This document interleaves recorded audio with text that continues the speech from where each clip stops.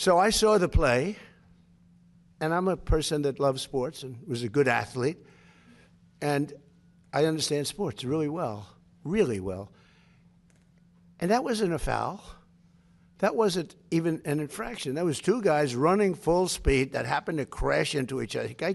You can't take your foot and properly place it on somebody else's foot when you're going, no, these were two great athletes that got tangled up, and this referee, who is a little bit suspect, if you check his past, I don't want to say that because I don't like to create controversy, but very suspect. If you'd like, I'll provide you with the past. He made a call that nobody could believe. You know, even people on the other side, they say, oh, we got lucky. Wow, that's... And it's very interesting. They say they don't show them in slow motion. And I never realized that. I never heard of that before, that they're not allowed to review in slow motion because it's so different. Because you'll take one little quarter of a second and you'll see that a hand is touching a neck or you see something. Whereas when you see it in fast motion, it will look like two guys collided, which is really what happened. They got sort of entangled.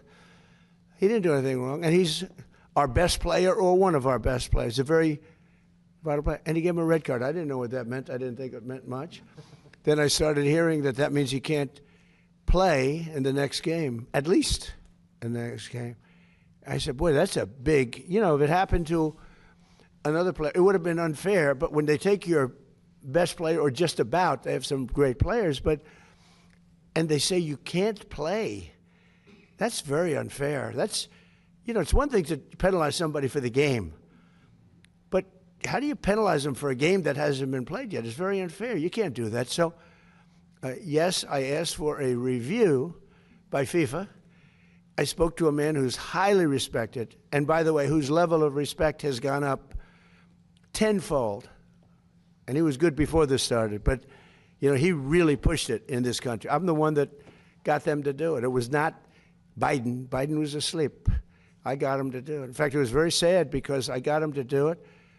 And if the progression was normal, I would have been retired now. The Democrats are saying, man, we should have just let him have his way. We would have had him gone. But I said, you know, the saddest thing is I got the Olympics and I got the World Cup.